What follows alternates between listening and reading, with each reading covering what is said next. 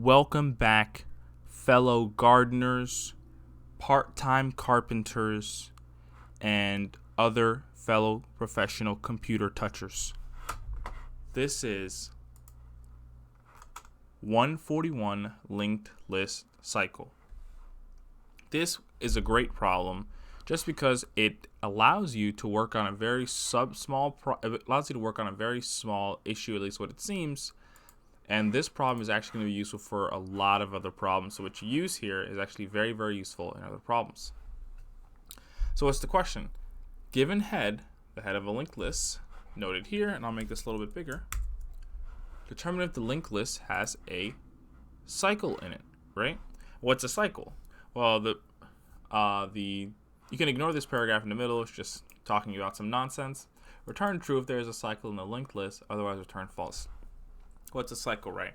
Well, the academic definition of a cycle, right, is a consecutive, a sequence of nodes, right, that are consecutive, right? They're all adjacent, right? They're all adjacent, and each node is distinct except the first and the last, which are the same. So that is the graph version of a cycle, right? But a cycle here is kind of similar to that, except you're just going to see that it kind of loops around, right? So how do we detect if we're in a cycle, right? So if you think about this, right, it gets a little bit confusing, right? Because how would you loop over something, right? Well, when you're looping over something, right, you inherently know that eventually you will end, right? In traditional with for loops, right, by default, you usually specify when you reach some specific portion in this sequential container, that is the end of the container, right? So you're iterating over an array. You say, hey, stop at this index. I know that's the end. So what's the problem with this, right? When you're thinking about this, you think about, hey, I want to stop this. When do you stop, right? How do you know when to stop, right? Because if you're iterating over this is kind of infinite, right?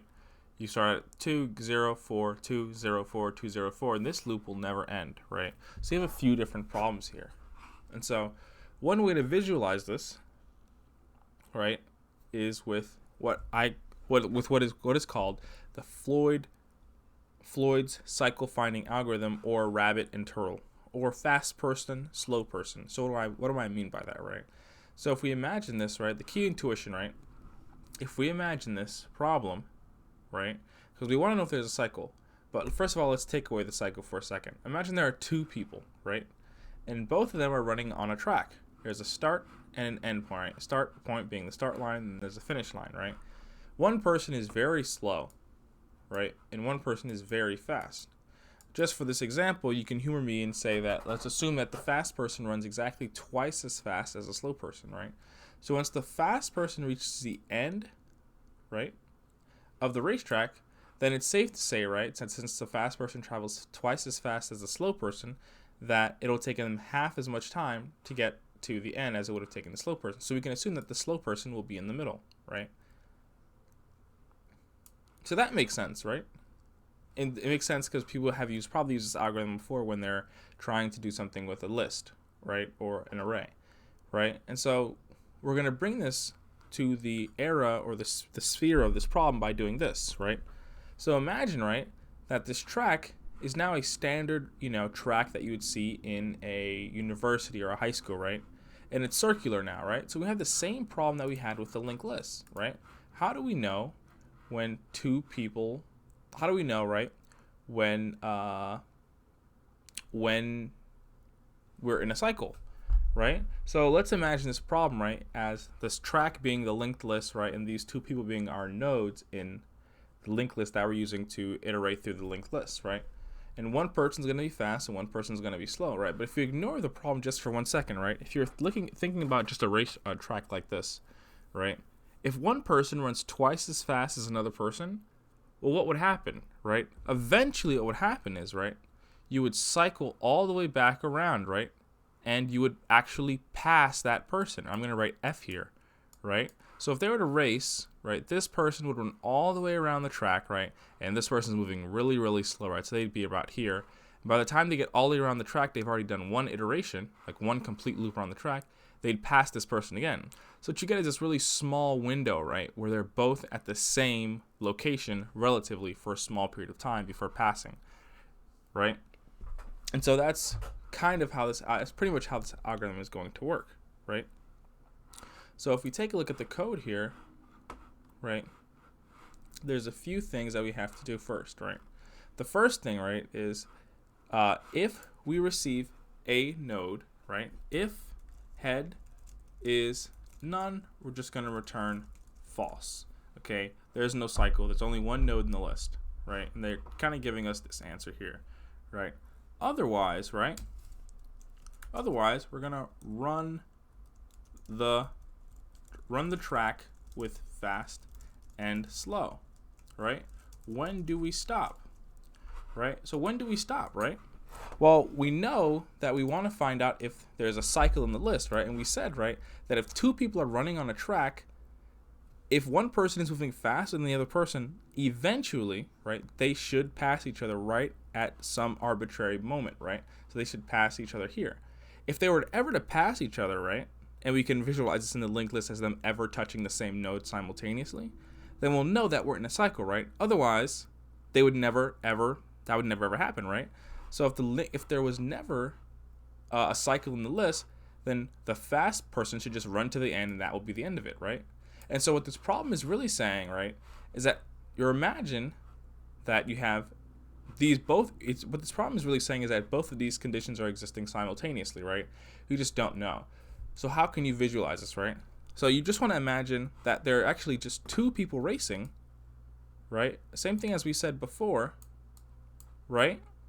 And it's one person's just as fast, one person's twice as fast as the other person, right? But the caveat here, right, is that let's just say they're racing at night, right? And let's just say they forgot how they got to where they got to. And basically what I'm saying is that these two people on the track, right, they can only see what's in front of them, right? So they don't know, right? They don't know if they're on a track. They don't know if they're on a track that is just they're racing from the start to the end, like it's a finite track like this, and they don't know if they're running on a traditional like university style track, right? And that's how you can kind of think about this problem, right? And the way that we'll think about the key intuition here is that if this person runs twice as fast as this person, right? I write slow here and F here. If this really fast person ran around the track, right, and they were like, wait, I just passed you. That means they're like, hey, Bob or Karen, we're running in a circular track. And you can say this for the problem, hey, we're in a cycle. But if what actually happens is the fast person runs to the end because it's at night, right? They can't see what's in front of them. They don't really know, when the track ends. If this person reaches the end, they'll just say, oh, I guess we were racing from start to finish, right? Meaning there's no cycle, right? And so that's how you can kind of think about this. So since they're running in the dark, right, and they don't know if the track is circular or not, right? When will we know if we're circular? Well, if I ever pass my slow friend, right, or if the rabbit, right, ever passes the turtle, if they ever run into each other, right, then they're in a circular track, right? Because if you're racing and you're moving at a linear space, let's just say in a one-dimensional kind of thing, right, you'll never cross over, right? Assuming that this person's always faster than the person racing, right? You'll always just end up there first, and the person will be behind you, right? So you'll never actually be at the same point, except at the starting point, right? So we know that when we stop, when do we stop? When we see our buddy again, right? So if that's the case, right, then we're gonna have to make this. So we're gonna call this fast runner, right? And we'll just set this guy equal to. Oh, actually, we'll do it like this. We'll make it slow runner is equal to head, and fast runner is equal to head dot next, right? And that's just because when a person is gonna start, the slow runner is gonna start at the starting line. The fast runner is gonna start just like one step ahead of them, right? And what we're gonna say is, right, we want to run this track, right, because we don't know how long the track is, right? So we're going to use a while loop. We're going to say, hey, both of you run this track, right, while you're not at the same position, right? And what's great about this is that it's very intuitive, right? Because if you think about the track, if you haven't ran into your friend, right, then if you haven't run into your friend, then just keep running, right? And so if you ever make it out of this loop, if we make it out here, what does it mean, right? So if you're in this loop, right, you're going to be in this loop unless you run into your friend. So if you run into your friend, right, then this loop will end. That means we'll pass each other, we'll be the same for a second, which means there is a cycle. So we can return true, right? So what happens in the loop, right? Well, we have these two people, right, and they're running the track, right? And so we have to move them actually through the track. So our slow runner, our slow runner is going to be equal to slow runner dot next, and our fast runner is going to be equal to fast runner dot next, right? Because our slow runner moves one node at a time and our fast runner moves two nodes at a time, right? So that's kind of how that works. But some of you might be thinking, well, what if we run out of runway, right? And because we're moving two nodes at a time, right, it's possible, right, that if we do dot next, that will actually run out of runway, right? So we also have to say, while fast runner dot next is not none. And there we go. So this is going to protect us. So fast runner dot next will always be safe, right? So if we're running in the loop, right, it means we're trying to find our friend, right? Or we're trying to run to the end of the track, right? Well, if we only leave this loop once we run into our friend, right, it must mean that us figuring out whether or not we're not a cycle happens in here, right? So how do we know when there's not a cycle, right? So imagine this. If two people are running in the dark and they don't know if they're running on a track or a cycle, right? When do you know you're running on a track? Well, if you're running with your friend, if you reach the end and you never saw your friend, right, then what does that mean? If you were able to reach the end, that means that there's no cycle. You're running on a track, right? But if you keep running and you run into your friend, then you're running on a cycle. You're running on a circular track, right? So the way that you know whether or not, the way that you'll see that you're running on a track and not a cycle is you'll just say, you'll say, hey, since the fast runner, right, is moving so fast, right, he's kind of paving the way for the slow runner. So if the fast runner ever gets to the end of the track, we'll just say, hey, this was a track and not a cycle, right? So we'll say if fast runner is none, or fast runner dot, actually, I think we could do dot, oh, no, yeah, so we don't want to do it, so we can actually remove, it's kind of a redundant check, right? So we can remove this one here. And what we'll do is we'll return false, right? Because we said that if you're running in the dark and your fast friend gets to the finish line, right? That means there's a finish line, which means you're on a track. But if you keep running and just pass your friend, it means you're running on a circular track, right? So the problem is just basically asking, two people are running on a track in the dark. How do they know if they're running on a track or if they're running on a circular track? And so if we hit submit here, it should be good. The answer is wrong.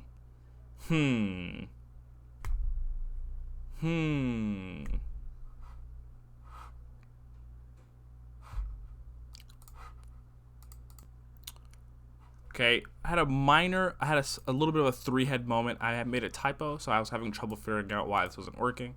But we said we know when to stop, right? If fast runner ever reaches the end of the track, right? Since we're iterating the fast runner 2 nodes at a time, right? It's possible that it's more than likely, it's true that they will finish first before the slow person. It's just true, they travel twice as fast as them, right? But I made a typo here and I put is not none. But I meant to say is none, and I was having trouble finding that, so I didn't notice. But if fast runner is none, or if my current location, I've reached the finish line, or if I know my next step will take me to the finish line, then I'm running on a track, right? So that's kind of what this is saying here, right? So if we hit submit, you'll see that this works. And so what is the time and the space complexity, right? So let's think about the cases. If you're running on a track, right, and we're both moving through the track, one person's moving really fast, right? Once you get to the end, right, you just moved through the linked list normally, right? So this would just be linear time if there's no track. But if there's a cycle, right, what actually happens is, right, the person, if sometimes the problem is kind of laid out like this, where let's just say they start out here instead, right? So they don't necessarily know that they could be running on a cycle beforehand, right? So what you could say, right, is that the fast runner will enter the cycle first because they travel twice as fast, right? And so the slow runner is going to have to make a certain amount of iterations to enter the cycle, right? Once they're both in the cycle, it's predetermined that they'll meet, right? Because they're in the cycle.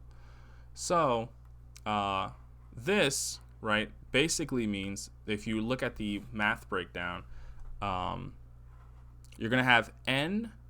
So in the cycle, you're going to have not n is going to be equal to, non-cyclic iterations, right? These are iterations we have to do to enter the cycle, right? Some cycles will just start here like this, and we can just go through, but some might start out here, and then it becomes a cycle, right?